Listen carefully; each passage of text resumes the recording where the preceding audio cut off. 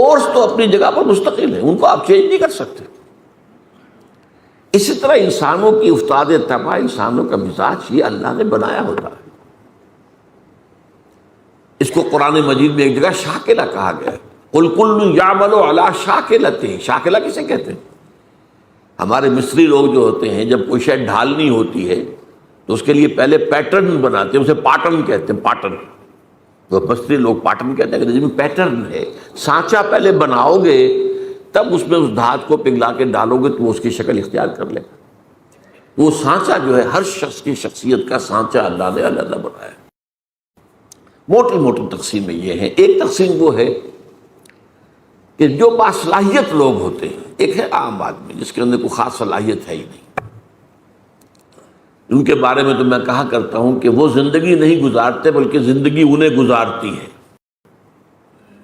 ایک تو وہ لوگ ہوتے ہیں ان کا کوئی ہدف نہیں، کوئی مقصد نہیں، بس کھانا پینا، جو حیوانی تقاضے پورے ہو گئے، دن رات دھندے میں لگے ہوئے، آگے کوئی ہماری زندگی کا کوئی ہدف ہے، کوئی مقصد ہے، کوئی نصب العین ہے، کیا ہے، کوئی ہائر ہے، کوئی آئیڈیالوجی ہے، کوئی آدرش ہے، اس کو ہندی میں آدرش کہتے ہیں، نصب العین ہے ہی نہیں۔ یہ تو ہے عوام الناس جو قرآن کی روح سے انسان کی شکل میں حیوان ہے۔ لہم قلوب لا یفقہون بہا ولہم اعین لا یبصرون بہا ولہم آذان لا یسمعون بہا اولئک کالانعام بل ہم اضل۔ یہ تو چوپایوں کے مانند ہیں بلکہ ان سے بھی گئے گزرے ہیں، اس لیے کہ چوپایا تو پیدا ہی اس سطح پر کیا گیا ہے، اسے پیدا کیا ہے، لقد خلقنا الانسان فی احسن تقویم، اور پھر یہ حیوان کی سزا پر زندگی گزار رہا ہے۔ تو ایک جو ان میں صلاحیت کچھ ہے، اب اس میں سے دو طرح کے لوگ نکلے۔ ایک وہ کہ جن کے اندر ایک نیکی اور بدی کی تمیز موجود ہے، اندر حس ہے، مورل لا جسے کانٹ کہتا ہے، جو کچھ سوچتے ہیں، غور کرتے ہیں، چیزوں کو دیکھتے ہیں تو اس سے نتیجہ اخذ کرتے ہیں۔ بنظر عبرہ، جیسے کہ حضور نے فرمایا، میرا دیکھنا عبرت کا دیکھنا۔ یہ لوگ وہ ہوتے ہیں کہ جو اپنی سلیم الفطرتی کی وجہ سے اور سلیم العقلی کی وجہ سے حقائق کائنات کے قریب پہنچ جاتے ہیں، یہ صدیقین ہوتے ہیں۔ یہ وہ لوگ ہوتے ہیں کہ ان کے کانوں میں کسی نبی کی آواز آئے گی تو فوراً لپک کر قبول کریں، نو ہیسیٹیشن واٹس ایور۔ کیوں؟ کہ وہ تو وہی کہہ رہا ہے نبی جو ان کے اپنے دل میں ہے۔ دیکھنا تقریر کی لذت کے جو اس نے کہا، میں نے یہ جانا کہ گویا یہی میرے دل میں تھا، اس نے تو میرے دل کی بات کی ہے۔ ایک وہ لوگ ہوتے ہیں کہ جن کو ان چیزوں سے دلچسپی نہیں ہوتی، کھیل کود، یہ وہ، بھاگ دوڑ، کشتی، شکار، یہ وہ، اس میں لگے ہوئے۔ ان کے اندر کی فطرت کے اوپر ایک کرسٹ آ گیا ہوتا ہے، بہت یعنی سخت قسم کا، اوپر چھلکا کہیں کیا کہیں، کرسٹ۔ تو وہ ان حقائق کی طرف توجہ نہیں ہوتی۔ میں نے آپ کو بتایا تھا جدید سائیکالوجی میں پہلی قسم کے لوگ انٹروورٹس کہلاتے ہیں، دوسرے ایکسٹروورٹس کہلاتے ہیں۔ تو ان کو حقائق کی طرف دلچسپی نہیں، بظاہر سے دلچسپی ہے بس۔ یہ وہ لوگ ہوتے ہیں کہ جن کا یہ کرسٹ کسی جذباتی بات سے پھٹتا ہے، جیسے حمزہ کی مثال دی میں نے آپ کو۔ کنیز نے کہا کہ آج تو ابو جہل نے آپ کے بھتیجے کے ساتھ بہت برا سلوک کیا، اب 6 سال گزر گئے تھے، بھتیجے کی بات پر کبھی توجہ ہی نہیں کی، بھتیجا کہہ کیا رہا ہے یہ، حالانکہ انتہائی محبوب بھتیجا، انتہائی محبوب۔ بس اس کہنے کے اوپر گھر میں داخل نہیں ہوئے، سیدھے گئے، کمان ماری ہے دے کر ابو جہل کے سر پر کہ تم نے میرے بھتیجے کے ساتھ یہ سلوک کیا، اور فوراً کہ اچھا میں اس پر ایمان لایا، آؤ کرو مقابلہ۔ یہ اسلام کی کیفیت تھی، یہی حضرت عمر کی تھی۔ انہوں نے اپنی بہن میں جو عظیمت دیکھی کہ عمر چاہے ہمیں ہلاک کر دو، اب ہم اس دین کو چھوڑنے والے نہیں، چونک کر کھڑا ہو گیا۔ عمر یہ کیا ہے، یہ صنف نازک میں یہ عظیمت۔ تو یہ تو ہم گفتگو کر چکے ہیں۔ آج میں ایک اور اعتبار سے بات کر رہا ہوں، وہ یہ جو آیات میں نے آج پڑھی ہیں، ان میں انسانیت شناسی کا ایک اور پہلو سامنے آتا ہے، انسانوں کی شخصیتوں کی مختلف افتاد۔ اس میں خاص طور پر ذکر کروں گا، مولانا مودودی نے اپنے تفہیم القرآن کے مقدمے میں ایک بڑی اہم بات کہی، بہت اہم بات کہی، کہ قرآن مجید ایسی کتاب نہیں ہے جسے کوئی شخص اپنے اسٹڈی روم میں یا ڈرائنگ روم میں آرام سے بیٹھا ہوا وہ پڑھتا رہے، سمجھتا رہے، ڈکشنری دیکھ لی، یہ دیکھ لیا. یہ مینول آف ریولیوشن ہے، یہ انقلاب کا لائحہ عمل ہے. جب تک آپ اس انقلابی عمل میں شامل نہیں ہوں گے اس کی اصل حقیقت آپ پر منکشف ہی نہیں ہوگی. وہ تو اس انقلابی عمل کی اس جد و جہد میں پھر آپ پر وہ کیفیات وارد ہوں گی. آپ کو پھر یاد آئے گا او کیا حالات تھے جب حضرت خباب بن الارت آ گئے تھے حضور کے سامنے فریاد لے کر کہ حضور اب تو یہ ہم سے ظلم برداشت نہیں ہو رہے، یہ ٹارچر اب ناقابل برداشت ہو گیا. آپ کو کیا سمجھ آئے گی کیا کیفیت تھی اس وقت خباب کی؟ وہ تو آپ اس کیفیت سے خود دو چار ہو.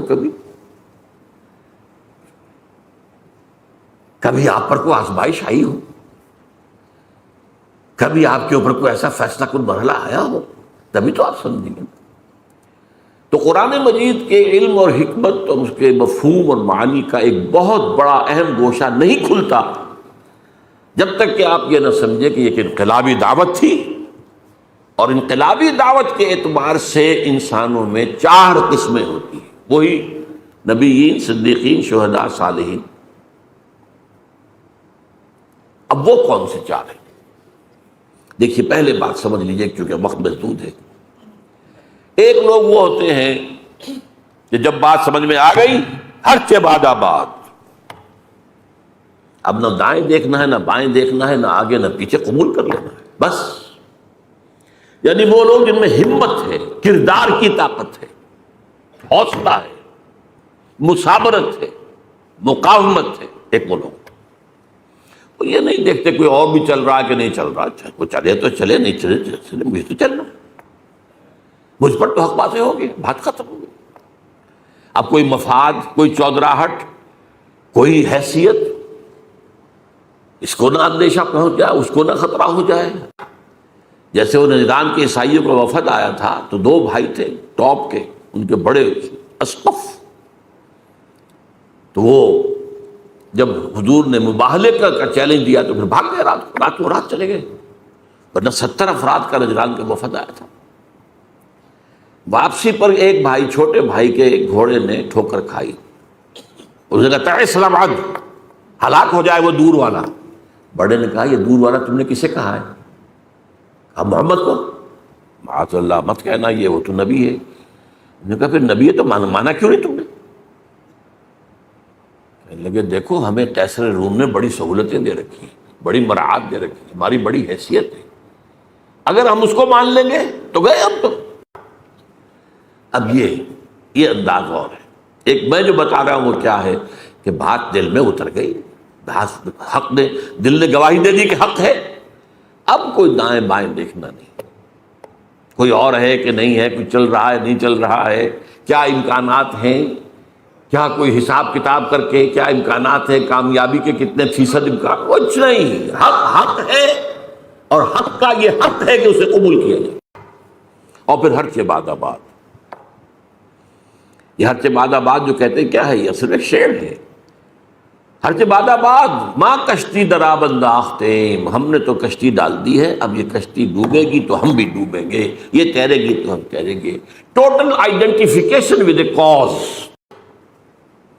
کسی مقصد کے لیے، کسی نصب العین کے لیے ٹوٹل آئیڈینٹیفیکیشن، یہ ایک طرح کے لوگ. پھر دوسرے نمبر پر آتے ہیں جو حق سمجھ میں تو آ گیا، ویسے بھی ہمت میں بھی کچھ کبھی زیادہ نہیں، لیکن وہ دیکھتے ذرا کچھ اور بھی لوگ چلیں، کچھ ابھی تو یہ راستہ ہی پتہ نہیں کیسا آگے آنے والا ہے. اچھا 2-4 آدمی آگے چلتے نظر آئے تو حوصلہ ہو جاتا ہے کہ چل رہے ہیں اور بھی چل رہے ہیں. جیسے آپ کہتے ہیں انچارٹرڈ سیز، ایسے بھی سمندر ہوتے ہیں جن کے بارے میں پتہ نہیں ہوتا ادھر چٹانیں ہیں کیا ہے، وہ تو جو بنے ہوئے ہوتے ہیں ان کے نقشے اسی کے مطابق جہاز چلتے ہیں، ادھر ادھر تو نہیں جائیں گے، کیا پتا زیر زمین جو ہے چٹانیں. تو بھاگے کیا ہے، کیا ہوگا، کیسے ہوگا، کچھ پتہ نہیں ہے. تو یہ لوگ ذرا جھجکتے ہیں، کھڑے رہتے ہیں، سوچتے ہیں. لیکن جب یہ السابقون الاولون جب پیش قدمی کر کے آگے بڑھ جاتے ہیں اب ان کی بھی ہمت جو ہے آتی، بھائی ٹھیک ہے انہوں نے چھلانگ لگا دی، ہم بھی لگا دیں، لیکن ہوتے ہیں خلوص کے ساتھ، ان میں تھوڑی سی تاخیر تو ہو جاتی ہے، تھوڑا سا دائیں بائیں کی سوچ تو ہے، کچھ اور بھی ہوں، میرے دائیں بھی کوئی چلنے والا ہو، بائیں بھی چلنے والا ہو، جیسے جنگ میں آپ کو معلوم ہے ہمیشہ دیکھا جاتا ہے میرے دائیں بائیں کون ہے، یہ دائیں بائیں بھی مضبوط ہے کہ نہیں ہے، کمزور آدمی نہ کھڑا ہو۔ اس حوالے سے یہ ہیں وہ لوگ کہ جو پیروی کرتے ہیں ان اگلوں کی، ایک ہے حق کی پیروی، آگے کوئی نہیں نظر آ رہا لیکن حق حق ہے، قبول کیا بس۔ تو ان کو کہا والسابقون الاولون من المہاجرین والانصار، پہلے پہل سبقت کرنے والے مہاجرین اور انصار میں سے۔ اب اس میں دیکھیے زمانی اعتبار سے تو 10 سال کا فرق ہے، انصار میں پہلا مسلمان بھی جو ہے وہ مکے کے پہلے مسلمان کے 10 سال بعد ایمان لائے، دعوت نہیں پہنچی تھی، وہ تو جو عام الحزن ہے 10واں سال حضور کا جب بعثت کے بعد، اس کے بعد جو ہے وہ 7 آدمی خزرج کے ایمان لائے ہیں، پھر وہاں پر، لیکن پھر وہاں پر یہ دعوت جو ہے جنگل کی آگ کی طرح پھیل گئی۔ نتیجہ یہ ہے کہ یثرب کہلاتا تھا، اب وہ مدینۃ النبی بن گیا، مدینہ بن گیا۔ ایک وہ لوگ ہوتے ہیں والسابقون الاولون، انصار میں سے بھی ہے، وہ لوگ تھے جن کے سامنے جیسے ہی دعوت آئی فوراً قبول کر لیا، وہ سابقون الاولون میں سے تھے، چاہے ابو بکر سے 10 سال جونیئر ہوں گے، لیکن یہ کہ بہرحال ان کے سامنے جب بھی دعوت آئی ہے اس کے اعتبار سے ان کا وہ جو رد عمل تھا وہ کیا تھا، فوراً حاضر۔ والسابقون الاولون من المہاجرین والانصار، یہ سابقون الاولون مہاجرین میں بھی ہیں، انصار میں بھی ہیں۔ والذین اتبعوہم باحسان، اور وہ لوگ جنہوں نے ان کی پیروی کی لیکن خوبصورتی کے ساتھ کی، انہوں نے پورے دل کے ساتھ پھر ان کی وہ کر تو رہے، پیروی کر رہے، آگے چلنے والوں کے جو ہے ان کے تو رتبے جو ہے پھر بہت بڑے آگے ہیں، بہت ان کے رتبے ہیں سوا، لیکن یہ کہ بہرحال یہ بھی خلوص کے ساتھ چلنے والے، صحیح چلنے والے، پوری شخصیت کو لے کر چلنے والے ہیں۔ فرمایا رضی اللہ عنہ، یہ 2 کیٹیگریز تو وہ ہیں جن کو اب یہ سند اللہ دے رہا، اللہ ان سے راضی ہو گیا، ورضوا عنہ، اور وہ اللہ سے راضی ہو گئے۔ اللہ سے راضی ہو جانا اس دنیا میں بھی، راضی برضائے رب، جو بھی آ رہا ہے اس پر راضی رہنا، اور ایک آخرت میں اللہ راضی کر دے گا انہیں، رضی اللہ عنہم وارضاہم اجمعین، اللہ تعالیٰ ان سے راضی ہو جائے اور انہیں راضی کر دے قیامت کے دن۔ رضی اللہ عنہ ورضوا عنہ وعد لہم جنات تجری من تحتها الانہار خالدین فیہا ابدا، اور ان کے لیے اس نے ایسے باغات تیار کیے ہیں جن کے نیچے نہریں بہتی ہوں گی، جن میں وہ ہمیشہ ہمیشہ رہیں گے۔ ذالک الفوز العظیم، یہ بہت بڑی کامیابی۔ اب اگر اس وقت آپ کے دل سے دعا نہ نکلے تو یہ بڑی بدنصیبی ہوگی۔ اللہم ربنا اجعلنا منہم، اے اللہ ہمیں بھی اس مقدس گروہ میں شامل ہونے کی توفیق کہ جیسے ہی حق واضح ہو جائے فوراً قبول کریں، پھر کوئی پس و پیش نہ ہو، پھر جسے آپ کہتے ہیں ڈریگنگ آف دی فیٹ، یہ نہ ہو۔ اب تیسری بات آئی ہے، وَمِمَّنْ حَوْلَكُمْ مِنَ الْأَعْرَابِ مُنَافِقُونَ، ارے مسلمانوں تمہارے ارد گرد جو لوگ ہیں اعراب ان میں منافق ہیں، من اہل المدینہ، اور مدینے والوں میں بھی ہیں۔ نفاق کا مرض جو ہے اعراب میں زیادہ تھا، اس لیے کہ ان کو حضور کی تربیت اور تزکیے سے اتنا فائدہ اور تعلیم سے تو نہیں پہنچتا تھا، وہ تو کبھی آ گئے دیکھ لیا حضور۔ مدینے والے تو مسلسل حضور کی تعلیم، تربیت، تزکیہ اس سے مستفید ہوتے تھے۔ لہذا الاعراب اشد نفاقا، یہ قرآن اسی صورت میں ہے، نفاق کا مرض شدید ترین جو تھا وہ اعراب میں تھا۔ یہاں بھی فرمایا وَمِمَّنْ حَوْلَكُمْ مِنَ الْأَعْرَابِ مُنَافِقُونَ وَمِنْ أَهْلِ الْمَدِينَةِ، اہل مدینہ میں بھی موجود ہے۔ مَرَدُوا عَلَى النِّفَاقِ، یہ نفاق پر اڑ گئے ہیں۔ یہاں ذرا سی بات سمجھ لیجئے، پہلے تو وہ بنیادی فرق شخصیت کا کیا ہے۔ عام لوگ یہ سمجھتے ہیں کہ شاید منافق ہوئی ہوتا ہے یا دھوکہ دینے کے لیے مان لایا، نہیں، وہ منافق نہیں ہوتا، اصل میں ایک ہے ضعف ایمان، اس پر بات ہم بعد میں کریں گے، چوتھی کیٹیگری بعد میں آ رہی ہے۔ ضعف ایمان کا بھی نتیجہ نکلتا ہے بد عملی یا بے عملی یا کم عملی، اچھے کام بھی کیے برے بھی کیے۔ ایک یہ ہوتا ہے کہ ایک شخص نے حق کو قبول کیا اور کھلے دل سے کیا، فیس ویلیو پر قبول کیا کہ ہاں یہ صحیح ہے، لیکن اب اگر مرحلہ آ گیا کو قربانی کا مطالبہ تو چھٹک گئے۔ جان عزیز ہے، مال عزیز ہے، ان میں وہ ہمت نہیں ہے، وہ قطعیت نہیں ہے، وہ ہر سے بادہ باد والی بات نہیں ہے، بلکہ دیکھ بھال کے دائیں دیکھو بائیں دیکھو بھائی، اپنے نفع نقصان کو بھی پہنچانو، خطرات سے بھی بچو، جان بچاؤ، چلو چلو چلو، لیکن بچ بچ کے چلو، بچ بچ کے چلو۔ اس کا بڑا خوبصورت نقشہ سورہ حج میں کھینچا ہے، وَمِنَ النَّاسِ مَن يَعْبُدُ اللَّهَ عَلَىٰ حَرْفٍ، لوگوں میں سے ایسے بھی ہیں جو کنارے کنارے اللہ کی بندگی کرنا چاہتے ہیں، مجھدھار میں نہ جانا، بچ کر چلو۔ ایک وہ ہے تو بچا بچا کے نہ رکھ اسے، تیرا آئینہ ہے وہ آئینہ کہ شکست نہ ہو تو عزیز تر ہے نگاہ آئینہ ساز میں۔ اب یہاں سے اصل میں اس کو قرآن کہتا ہے مرض، بیماری۔ نفاق کے پھر مراحل ہیں۔ پہلا مرحلہ تو کیا ہوتا ہے کہ انسان سے کوتاہی ہو گئی اور اس کے بعد جھوٹا بہانہ بنا دیا، نفاق شروع ہو گیا۔ اگر کوتاہی ہوئی اور مان لیا تو یہ نفاق نہیں ہے، مان لیا، توبہ کی، حضور کی خدمت میں بھی حاضر ہو گئے، حضور میں اعتراف کرتا ہوں مجھ سے کوتاہی ہوئی ہے، میرے لیے اللہ سے دعا کی، استغفار کی، یہ نفاق نہیں ہے، یہ ضعف ایمان ہے، وہ جو میں عرض کر رہا ہوں کہ فورتھ کیٹیگری۔ لیکن جب جھوٹ بولا نفاق شروع ہوئے،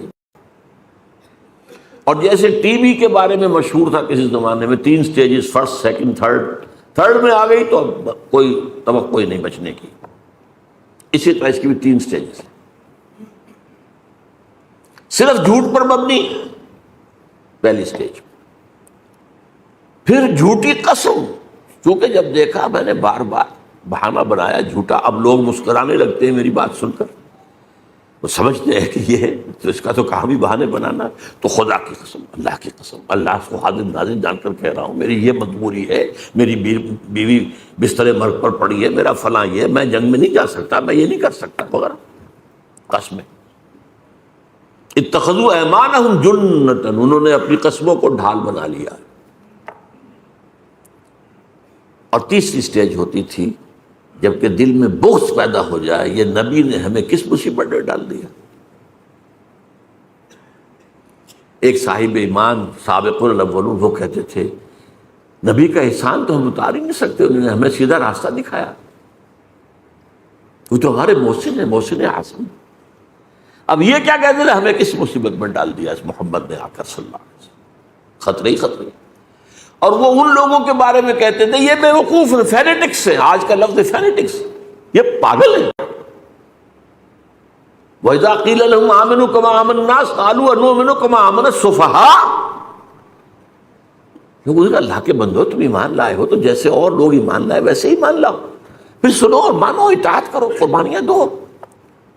وہ کہا ہم کو بے وقوف ہے کیا ہم ایمان لائیں جیسے یہ بے وقوف لوگ ایمان لائیں؟ یہ تو فینیٹکس ہے، یہ تو دیوانے ہیں، مجنون ہیں، جنونی لوگ ہیں، ہم نہیں۔ یہ ہے نفاق۔ اب قرآن میں جن لوگوں کی بھی نگاہ ہے بڑی تدریج کے ساتھ، سورہ بقرہ میں صرف مرض کا ذکر کیا، لفظ نفاق نہیں آیا، بیماری ہے، تاکہ جو بھی ہوش میں آ سکتا ہو ہوش میں آ جائے کہ دیکھو تمہیں ٹی بی کی ہو گئی ہے انفیکشن، بھائی فوراً علاج کراؤ وغیرہ وغیرہ۔ اس کے بعد پھر ذرا اور آگے بڑھ کر پھر لفظ منافق آیا سورہ آل عمران میں، غزوہ احد کے موقع پر چونکہ اس کا ظہور ہو گیا، 300 کو لے کر عبداللہ ابن ابی واپس چلا گیا میدان جنگ سے، تو لفظ منافق پہلی دفعہ آیا۔ پھر سورہ نساء میں کھل کر آیا اور فائنل سورہ جو ہے سورہ توبہ ہے. پھر یہ کہ لفظ عام کیا گیا، لیکن ایک پردہ پڑا رہنے دیا گیا، کسی کو شخصاً منافق نہیں کہا گیا. یہ بیماریاں ہیں، یہ کمزوریاں ہیں، ان کی یہ علامات ہیں، ان کا یہ طرز عمل ہے، تاکہ جو بھی ہوش میں آ سکتا ہوش میں آ جائے. منافق کہہ کر ابھی ان پر لیبل نہیں لگایا گیا. یہ مرض پھر اپنی پوری انتہا کو پہنچا ہے. یہ جو آخری دور ہے، غزوہ تبوک کا موقع ہے، سخت ترین آزمائش تھی. اس کے بعد سے اس لیے لفظ یہاں آیا ہے مردوا علی النفاق، یہ نفاق پر اڑ گئے ہیں. انہیں بار بار تنبیہ کی گئی ہے، بار بار تنبیہ کی گئی ہے، ہوش میں آ جاؤ، ایمان لاؤ، صحیح طریقے پر ایمان لاؤ اور اپنے اس نفاق کا پردہ چاک کر دو. ان المنافقین فی الدرک الاسفل من النار، منافقین تو آگ کے سب سے نچلے طبقے کے اندر ہوں گے، جہنم کے اندر. ہر طرح کی جس کو کہا جا سکے تعلیم اور ترغیب اس کے حوالے سے، لیکن جب لا علاج ہو گئے اور تھرڈ سٹیج کو پہنچ گئے، اب اس وقت 4 کام کیے حضور نے جو پہلے کبھی نہیں کیے تھے. غزوہ تبوک سے واپسی پر سب سے پہلے آپ نے وہ مسجد زرار کے نام سے جو انہوں نے اڈا بنایا تھا اپنا، اسے جا کر آگ لگا دی. اس سے پہلے حضور نے ایک مصلحت کو سامنے رکھا کہ یہ منافقین اوس اور خزرج میں سے ہیں، کوئی قبائلی عصبیت بھڑک اٹھتی ہے اگر ان کے خلاف اگر ہم نے کوئی اقدام کیا. ابھی وہ قبائلی عصبیت لوگوں کے دلوں سے بالکل نکلی نہیں ہے. جو سردار تھا منافقین کا ابی، عبداللہ ابن ابی، وہ خزرج کا سردار تھا اور اسے بادشاہ بنانے کا فیصلہ ہو گیا تھا. تاج تیار ہو چکا تھا سونے کا، آج کوشش باقی تھی کہ حضور تشریف لے، بے تاج بادشاہ آ گیا تو اس کا تو سارے خواب درہم برہم ہو گئے. تو بدترین منافق وہی تھا، اسے بھی کبھی منافق نہیں کہا. اس کے بھی جنازے کی نماز پڑھا دی، بلکہ اس کے لیے اپنا کرتا بھی دے دیا، اس لیے کہ اس کا بیٹا جو تھا عبداللہ ابن ابی، وہ بہت نیک صالح نوجوان تھا. وہ آیا ہے کہ میرے والد کا انتقال ہو گیا، حضور اپنا کرتا عنایت فرما دیں، میں اس میں اس کو کفن دے دوں. آپ نے کرتا دے دیا. حضرت عمر نے کہا ابھی کیا کر رہے ہیں اس منافقین کے سردار کو؟ فرمایا عمر میرا کرتا اس کو اللہ کے عذاب سے نہیں بچا سکتا. ہم پتہ نہیں کیا کیا چیزیں تبرک بنا کر اپنے پاس رکھتے ہیں. یہ تبرک میرے ساتھ میرے کفن میں رکھ دینا. حضور کے کرتے سے زیادہ تبرک والی شے کوئی ہو سکتی تھی؟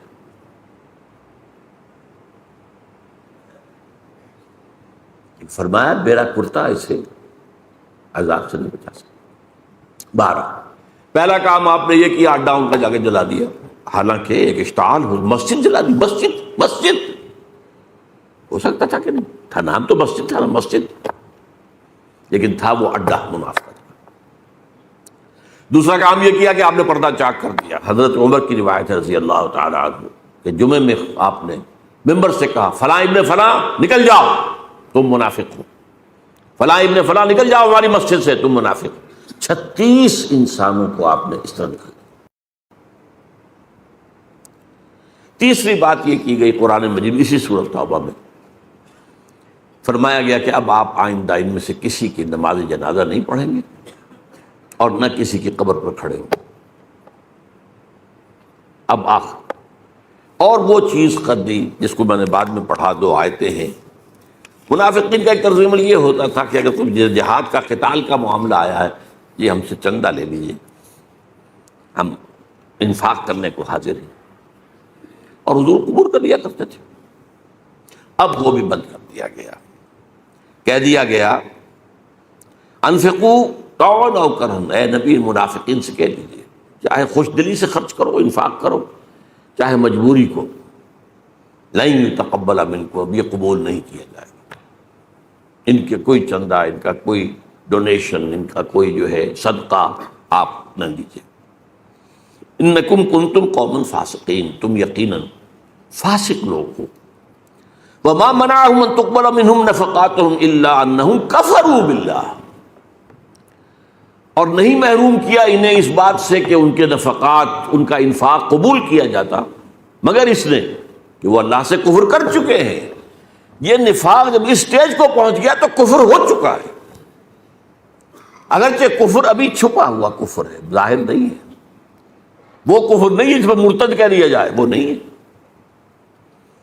اس کی مثال میں دیا کرتا ہوں کہ کہیں شہتیر لکڑی کے جو ہوتے تھے، اب تو خیرار شیشے کا زمانہ ہے، تو وہ جو دیمک لگتی ہے وہ اندر ہی اندر چاٹتی رہتی ہے، اندر ہی اندر، لیکن اوپر ایک تختہ رہنے دیتی ہے۔ اتنا ہوش اس انسیکٹ کو بھی اللہ نے دے رکھا ہے، اگر ظاہر ہو گیا تو یہ ہمارا فارم جو ہے یہاں پاچا کر دے گی، اندر کھوکھلا اچانک بیٹھے گا، جب شیطان جب گرے گا بڑھ ہوئے تو اس کو تو دیمک کھا گئی تھی۔ تو وہ نفاق اندر ہی اندر ایمان کو ختم کر دیتا ہے، ایمان کفر میں بدل چکا ہے، اگرچہ یہ کفر قانونی نہیں ہے، لیکن تم اس سٹیج کو پہنچ چکے ہو کہ جو کفر کی سٹیج ہے۔ اس اعتبار سے اب 4 باتیں ہو گئی۔ ان کا مرکز جلا دیا گیا، نمبر 1، ان کا پردہ چاک کیا گیا، بہت سو کا، سب کا نہیں، بہت سو کا، جو ان میں اہم تر ہوگی۔ حضور کو روک دیا گیا، آئندہ آپ ان میں سے کسی کی جنازے کی نماز نہیں پڑھائیں گے اور نہ ہی ان کی قبر پر کھڑے ہوں گے، اور ان کا کوئی صدقہ، کوئی انفاق قبول نہیں۔ یہ ہو گیا تیسری جو کیٹیگری تھی۔ وَمِمَّنْ حَوْلَكُم مِّنَ الْأَعْرَابِ مُنَافِقُونَ وَمِنْ أَهْلِ الْمَدِينَةِ مَرَدُوا عَلَى النِّفَاقِ نَحْنُ نَعْلَمُهُمْ سَنُعَذِّبُهُمْ مَرَّتَيْنِ، ہم انہیں دوبارہ 2 مرتبہ عذاب دیں گے، ثُمَّ يُرَدُّونَ إِلَىٰ عَذَابٍ عَظِيمٍ، اور پھر وہ بڑے عذاب میں ڈال دیے جائیں گے۔ آخرت کا عذاب بڑا ہے، اس سے پہلے برزخ کا عذاب ہے، اس سے پہلے دنیا میں بھی عذاب ہے۔ جو پردہ چاک ہوا، جو رسوائی ہوئی، یہ ساری کی ساری چیزیں ان کے لیے عذاب کے درجے میں تھی کہ نہیں تھی۔ اب چوتھی بات آ رہی ہے، وہ آخرون، یہ اصل میں 2 انتہائی چیزیں تو آ چکی ہیں، 2 اوپر، السابقون الاولون من المہاجرین والانصار، سب سے نیچے منافقین، درمیان میں ایک طبقہ ہے۔ وآخرون اعترفوا بذنوبہم، اور کچھ لوگ وہ ہیں جو اپنے گناہوں کا اعتراف کرتے ہیں، اپنی کوتاہی کا۔ جب حضور واپس آئے ہیں اور آپ نے جواب طلبی کی ہے، کیونکہ اس لیے کہ غزوہ تبوک میں نفیر عام تھی، ہر صاحب ایمان کے لیے جانا لازم، اس سے پہلے کبھی نہیں تھی، چوائس پر ہوتا تھا، جانا چاہیں جائیں، نہیں جانا چاہیں، درجے ہیں جانے والوں کے، لیکن یہاں نفیر عام، لہذا واپسی پر آپ نے جواب طلبی کی، تم کیوں نہیں گئے، تم کیوں نہیں آئے؟ اب منافق قسم کھاتا تھا، جھوٹ بولتا تھا، حضور کہتا ٹھیک ہے، قرآن مجید نے بھی کہا دفع کیجئے انہیں، اعرض عنہم، اعراض کیجئے۔ آپ کو پتا تھا کہ جھوٹ بول رہا ہے، آپ سے کہیں چھپی ہونے والی بات تھی؟ وہ تو عام صاحب ایمان کے بارے میں بھی، اتقوا فراست المومن فإنہ ينظر بنور اللہ، بندہ مومن کی فراست سے ڈرو، وہ اللہ کے نور سے دیکھتا ہے۔ تو نبی کس نور سے دیکھتے تھے؟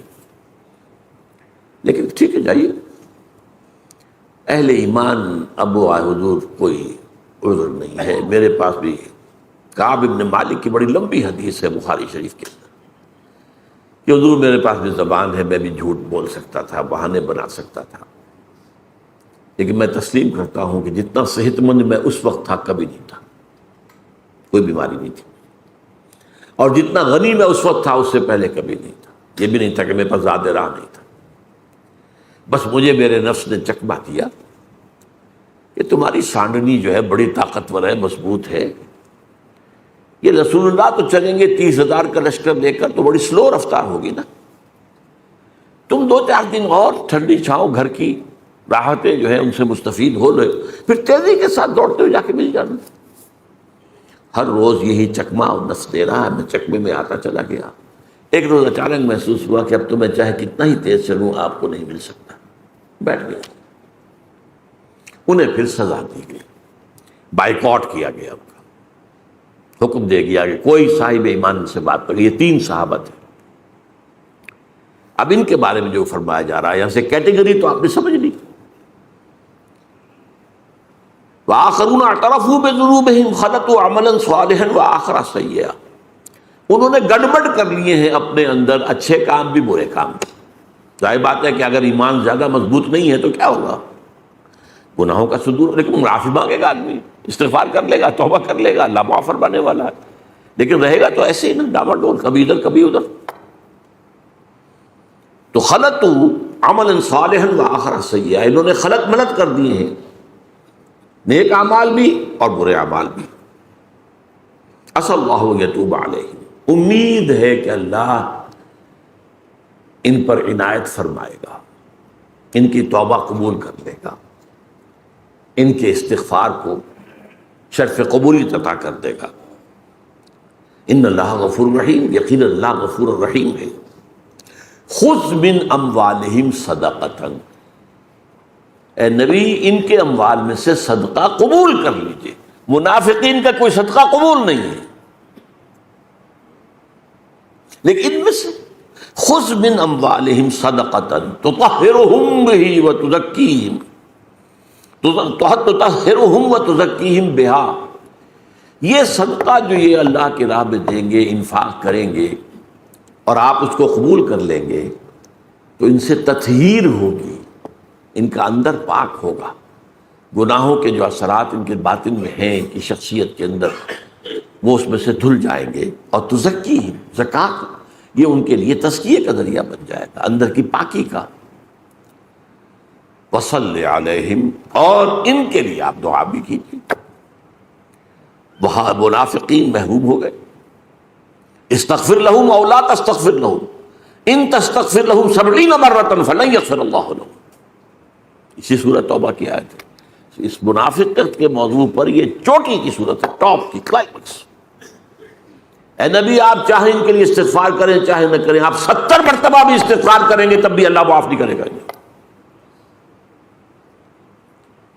یہ دوسری بات ہے کہ حضور کی شخصیت کا پہلو، آپ نے فرمایا اگر مجھے معلوم ہوتا کہ 70 بار سے زیادہ استغفار کرنے پر اللہ انہیں معاف کر دے گا تو میں 70 بار سے زیادہ کرتا، لیکن انداز اصل میں یہ کہ کرنا ہے ہی نہیں، 70 مرتبہ 70,000 مرتبہ بھی کر لیں گے تو معاف نہیں کرے گا، لہذا میں نہیں کر سکتا اس طرح۔ تو فرمایا خذ من اموالہم صدقۃ تطہرہم وتزکیہم بہا، اس صدقے کے ذریعے سے تطہیر ہوتی ہے اور تزکیہ ہوتا ہے۔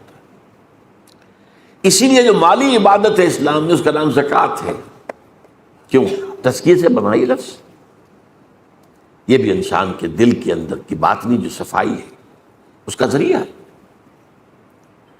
اس لیے کہ انسان کو روگ کیا ہوتا ہے، جو روگ میں نے کہا تھا مرض، حب دنیا، حب مال، حب جان، یہی تو ہے۔ اور سب سے بڑی شے حب مال، یہ انڈیکس ہے، جتنی محبت ہوگی مال کی اتنی ہی نفاق کا امکان ہوگا زیادہ، لہذا یہ مال نکالو نکالو نکالو نکالو نکالو، دو اللہ کے نام، اسی سے تزکیہ ہوگا، اسی سے اندرونی پاکیزگی ہوگی۔ خذ من اموالہم صدقۃ تطہرہم وتزکیہم بہا وصلی علیہم، اور ان کے لیے دعا کیجیے۔ ان صلاتک سکن لہم، آپ کا ان کے حق میں دعا کرنا ان کے لیے بڑا ہی باعث تسکین ہے، سکون دینے والی شے ہے۔ ظاہر بات ہے ان کے اندر تو اب یہ خلجان ہے نا، میں یہ کیا کر بیٹھا، کیا مجھ سے غلطی ہو گئی ہے، یہ ساری چیزیں جو اندر کی کیفیات ہیں، تو جیسے ہم کہتے ہیں کہ زخم کے اوپر پھاہا رکھ دیا گیا، تو ایسے ہی آپ کی جو ان کے لیے آپ کا استغفار جو ہے سکن لہم، وہ ان کے تسکین کا ذریعہ بنے گا۔ واللہ واسع علیم، اور اللہ یقیناً بہت وسعت والا اور جاننے والا۔